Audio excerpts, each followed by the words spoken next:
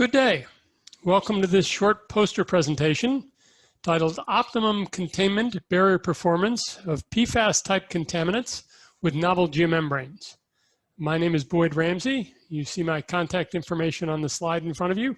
I'd also like to give thanks and appreciation to my co-author, Edgar Chow with Carrare Americas.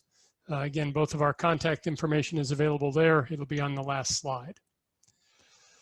My question is, what is the best practice for PFAS containment? And the answer is CAP. CAP meaning isolate it with a geosynthetic barrier. Do this early and often, especially if you want to reduce contamination spread. You see the picture in the bottom right of your screen of a guy with an umbrella. And this is essentially what you're doing. If you can keep rainwater and water intrusion out of the system, you reduce or eliminate the spread of the contaminant. And you give yourself a little time to do the remediation. You should use the best available materials for PFAS type barrier, and I'll talk about that in a minute. And you should remediate. You see a couple pictures of capped sites down there, the bottom middle being an installation of the capped site, and the bottom left being what one of these looks like when you finish capping it. You want to prevent that round water from coming in, but you want to use the barrier that is most effective for containing PFAS. You don't want PFAS coming out through your barrier, and that is particularly an EVOH containing geomembrane. EVOH is ethylene vinyl alcohol. It's a very unique chemical and a strong barrier to PFAS, as I'll demonstrate and has been proven in a minute here. This product is available commercially.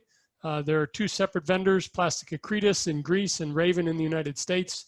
You see a little bit of their product information and installation pictures below. And there are also links at the last slide of the next to last slide, which is my references. So there'll be a link if you wish to contact those people. This product is particularly effective for PFAS. We'll start with the picture on the bottom left.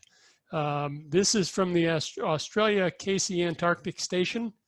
They used EVOH geomembranes in a remediation site here and was tested, and there's a Rebecca McWaters paper in the references that can give you all the information you want on that.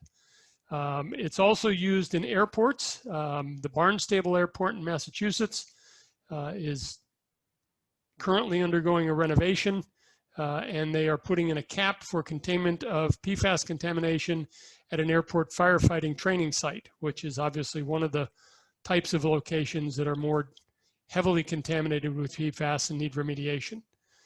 Picture in the top right is at the Rumpke landfill, not a PFAS containment site, but they had severe odor problems, and the EVOH geomembrane was very successful in reducing their odor problems and making them friendly with their neighbors again.